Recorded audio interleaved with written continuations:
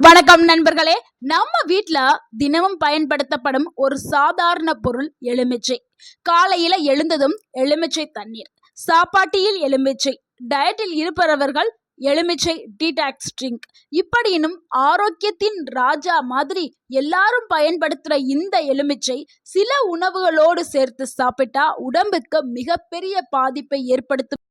வயிற்று எரிச்சல், அஜீரணம், பற்கள் சேதம், தோல் பிரச்சனைகள், கிட்னி ஸ்டோன் பிரச்சனை கூட வர்றதுக்கு வாய்ப்பு இருக்குது. அதனால தான் இன்னைக்கு இந்த வீடியோல எலுமிச்சையோடு சேர்த்து சாப்பிடக்கூடாத முக்கிய பொருட்கள் என்ன, அதை சாப்பிட்டா உடல்ல என்ன நடக்கும், எப்படி பாதுகாப்பாக எலுமிச்சையை பயன்படுத்த வேண்டும் என்பதை முழுமையாக பார்க்க போகிறோம். எலுமிச்சை எல்லாருக்கும் நல்லதல்ல, சிலர்கள் கண்டிப்பாக தவிர்க்க வேண்டும். யாரெல்லாம் சாப்பிடக்கூடாது அப்படிங்கிற எல்லாத்தையுமே பார்க்க போறோம். ஸோ வீடியோவை ஸ்கிப் பண்ணாம முழுமையா பாருங்க. கண்டிப்பா இந்த ஒரு வீடியோ உங்களுக்கு பயனுள்ளதாக இருக்கும். முதலில் ஒரு விஷயம் புரிந்து கொள்ள வேண்டும். எலுமிச்சை விஷம் அல்ல, ஆனா அது ஒரு அற்புதமான இயற்கை மருந்து. அதுல விட்டமின் சி அதிகமா இருக்குது. இம்யூனிட்டி அதிகரிக்கிறதுக்கு பயன்படுது. அது நோய் எதிர்ப்பு சக்தி பல மடங்கு உருவாகிறதுக்கு எலுமிச்சை பயன்படுது. செரிமானத்தை தூண்டுறதுக்கு பயன்படுது. உடல் எடையை கட்டுப்படுத்த பயன்படுது. அதனாலதான் வெயிட் லாஸ்ல இருக்கிறவங்க எலுமிச்சை ஜூஸை எடுத்துக்குவாங்க. அடுத்து தோலை பிரகாசமா வைக்கிறதுக்கு இந்த எலுமிச்சை பயன்படுது. ஆனால் அளவுக்கு மீறினால் அமிர்தமும் நஞ்சு என்ற பழமொழி போலதான் தவறான காம்பினேஷன்ல இந்த எலுமிச்சையை எடுக்கும் பொழுது பிரச்சனைகள் தொடங்குது. ஸோ இந்த இடத்துல தான் பிரச்சனையே ஸ்டார்ட் ஆகுது, அந்த தவறான காம்பினேஷன். எலுமிச்சையோடு சேர்த்து சாப்பிடக்கூடாத அந்த பொருட்களை நம்ம இப்ப பார்க்க ஆரம்பிக்கலாம். பால் மற்றும் எலுமிச்சைங்க, இந்த காம்பினேஷன் மிகவும் தவறான ஒரு சேர்க்கையா இருக்குது. பலருக்கும் தெரியாது. மிகவும் முக்கியமான ஒரு தவறான காம்பினேஷன் இதுதாங்க. எலுமிச்சை ஒரு அசிடிக் ஃபுட்டு. பால் ஒரு புரோட்டீன் மற்றும் கால்சியம் நிறைந்த ஒரு உணவு.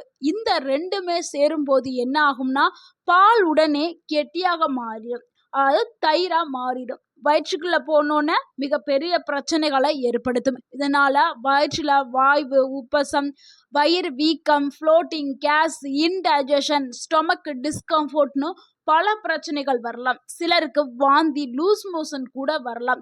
குழந்தைகளுக்கு இது இன்னுமே அதிக அளவுல பாதிப்பை தரக்கூடும். ஸோ பால் குடித்த ஒரு 1-1.5 மணி நேரம் இல்லைன்னா 2 மணி நேரத்துக்கு பிறகுதான் எலுமிச்சையை எடுத்துக்கொள்ளணும். நல்லா கவனிங்கள் பெற்றோர்களே. குழந்தைகளுக்கு நம்ம தெரியாம கொடுக்கிற ஒரு விஷயம்தான், ஆனா அவங்களுக்கு மிகப்பெரிய பாதிப்பை ஏற்படுத்தும். உங்களுக்கு தெரியாது, இதனாலதான் அந்த குழந்தைகளுக்கு முடியாம வந்துச்சு அப்படின்னு தெரியாது.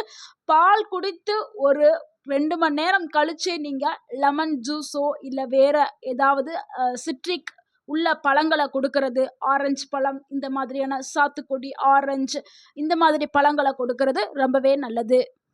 அடுத்து நம்ம இரண்டாவதா பார்க்கக்கூடிய ஒரு தவறான விஷயம் என்னன்னா, காலியான வயிற்றுல அதிக எலுமிச்சை எடுக்கிறது. இப்ப எல்லாருமே என்ன பண்றாங்கன்னா, வெறும் வயிற்றுல லெமன் ஜூஸ் குடிச்சா வெயிட் லாஸ் ஆகும் அப்படின்னு சொல்லிட்டு எடுத்துக்கிறாங்க. அதுவும் முக்கியமா காலையில எலுமிச்சை தண்ணீர் குடிச்சா எல்லா நோய்களும் உடலை விட்டு ஓடிடும் அப்படின்னு சொல்லிட்டு இப்ப அது ரொம்பவே ட்ரெண்ட் ஆயிட்டு இருக்குது. அந்த ட்ரெண்ட் காரணமாக பலரும் தவறாக அதை பயன்படுத்த ஆரம்பிக்கிறாங்க. இது சிலருக்கு நல்லதை கொடுக்கும், சிலருக்கு ஆபத்தை கொடுக்கும். எல்லாருக்கும் இது பொருந்தாதுங்க. ஏன்னா ஒவ்வொருத்தவங்களுடைய உடல்நிலையும் ஒவ்வொரு மாதிரி இருக்கும். முக்கியமா அல்சர் இருக்கிறவங்க, அசிடிட்டி பிரச்சனை இருக்கிறவங்க தவறாக பயன்படுத்த வேண்டாம். ஏன்னா அல்சர், அசிடிட்டி இருக்கிறவங்க காலையில காலியான வயிற்றுல எலுமிச்சையை எடுக்கவே கூடாது. அப்படி நீங்க எடுத்துக்கிட்டீங்கன்னா நெஞ்செரிச்சல் ஏற்படும், வயிற்றுல எரிச்சல் ஏற்படும், அசிடிட்டி ரிஃப்ளக்ஸ் ஏற்படும், அல்சர் சிவியரா அதிகரிக்க ஆரம்பிக்கலாம். ஸோ இதனால ரொம்பவே நீங்க பாதுகாப்பான முறையில தான் நீங்க எலுமிச்சையை எடுத்துக்கிறணும். எப்படி எடுக்கணும்னா வெதுவெதுப்பான தண்ணீர்ல மிக குறைவான எலுமிச்சை சாரை நீங்க பிழிஞ்சு எடுக்கிறது ரொம்ப நல்லது. தினமும் நீங்க அதிகமா குடிக்க வேண்டாம். காலையில வேற ஏதாவது தண்ணீர் ஏதாவது குடிச்சிட்டு வேற ஏதாவது ஒரு உணவை எடுத்துட்டு அதுக்கப்புறம் நீங்க லெமன் எடுத்துக்கிறது ரொம்பவே ஒரு பாதுகாப்பான ஒரு விஷயம். அடுத்த மூன்றாவதா பார்க்கக்கூடிய ஒரு விஷயம், இது ரொம்ப பேருக்கு தெரியாத ஒரு விஷயம்ங்க. காலையில பல்ல விளக்குன உடனே லெமன் வாட்டர் குடிப்பாங்க. இதை நீங்க கவனிச்சிருக்கீங்களா? ஏன்னா பல் விளக்குறதுக்கு நம்ம யூஸ் பண்ணக்கூடிய அந்த டூத் பேஸ்ட் இருக்குல்ல, அதுவும் லெமனும் சேரும்போது ரியாக்ஷன்ஸ் ஏற்படும். எலுமிச்சையில வந்து என்ன இருக்குது, சிட்ரிக் ஆசிட் அதிகமா இருக்குது. இதனால என்ன ஆகும்னா பற்களுடைய இனாமல் மெதுவாகவே கரைய ஆரம்பிக்கும். தினமும் நீங்க இந்த மாதிரி செஞ்சுட்டு வந்தீங்கன்னா உங்களுடைய பற்களுடைய சென்சிட்டிவ் வந்து ரொம்ப சிவியர் ஆக ஆரம்பிக்கும்.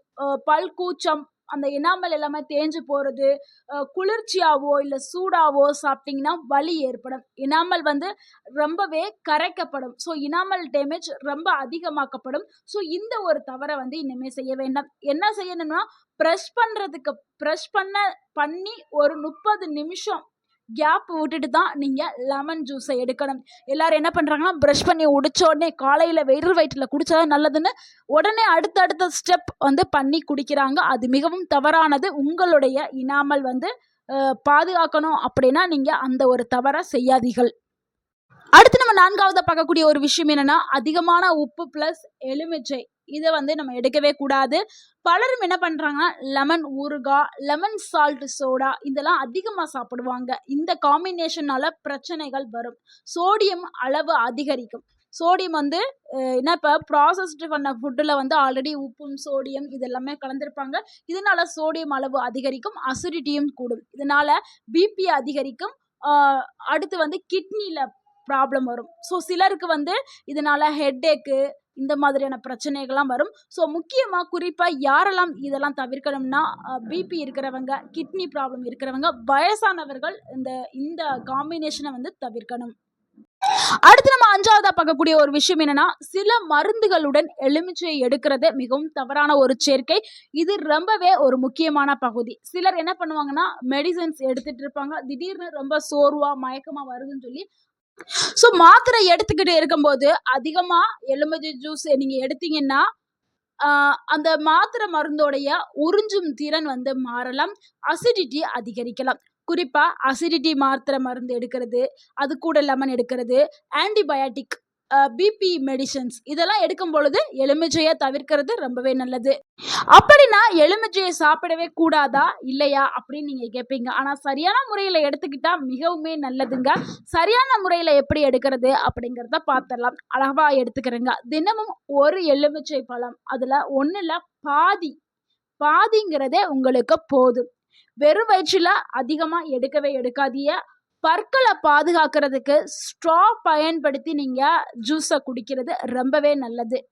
அசிடிக் ஃபுட்டு கூட அளவாகவே நீங்கள் சேர்த்து சாப்பிட்றது ரொம்பவே நல்லது. அதே மாதிரி இந்த அசிடிக் ஃபுட்டு லெமன், ஆரஞ்சு இந்த மாதிரியான பழங்களை சாப்பிடும் பொழுது நீங்கள் அதுக்கு முன்னாடி என்ன உணவு சாப்பிட்ருக்கீங்க அப்படின்னு பார்த்துட்டு சரியான காம்பினேஷனை சாப்பிட்றது ரொம்பவே நல்லது.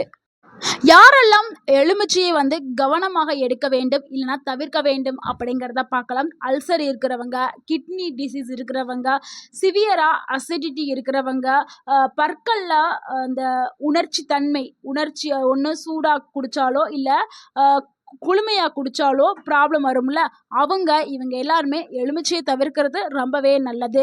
நண்பர்களே, எலுமிச்சைங்கிறது ஒரு நல்ல உணவு தான். ஆனால் தவறான காம்பினேஷனில் எடுத்தால் உடம்புக்கு பிரச்சனை தரலாம். அதனால தான் இன்னைக்கு நம்ம பார்த்த 5 விஷயங்களையும் நீங்கள் பயன்படுத்துங்க. இந்த வீடியோ உங்களுக்கு பயனுள்ளதாக இருந்திருந்தால் இந்த வீடியோக்கு ஒரு லைக் பண்ணுங்கள். இந்த வீடியோவை உங்களுடைய ஃப்ரெண்ட்ஸ் அண்ட் ஃபேமிலிக்கு ஷேர் பண்ணுங்கள். மறக்காமல் நம்ம சேனலை சப்ஸ்கிரைப் பண்ணுங்கள், சப்போர்ட்